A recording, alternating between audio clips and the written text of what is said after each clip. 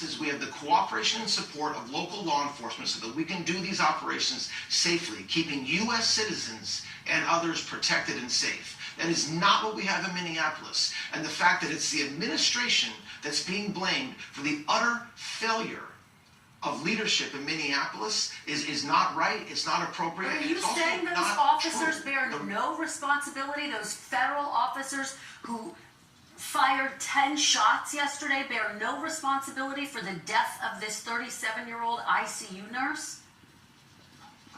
I did not say that. Don't put words in my mouth. I didn't say that. I said there's an investigation ongoing.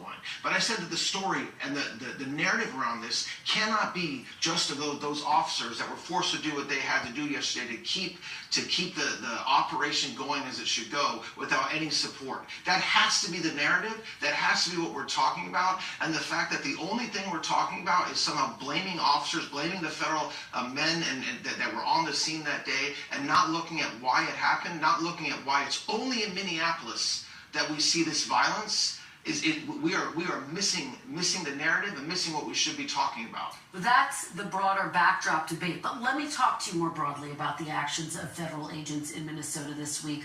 I want you to look at these pictures, Mr. Blanche. A protester on the ground being pepper sprayed, a 5-year-old being detained, a U.S. citizen being pulled out of his home half naked, later released upon determination that he was wrongfully detained.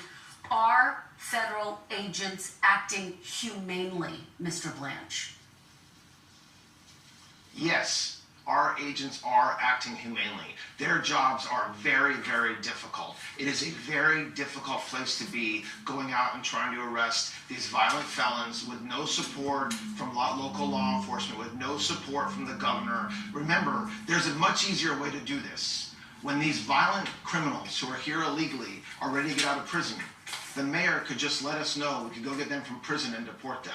They refuse to do that. And so the result of that is that ICE officers have to go out onto the streets and make arrests, and that is tough work.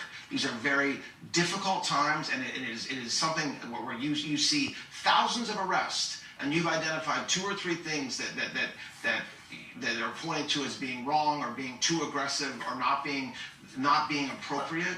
That's not fair to the men and women that are doing this every day. Again,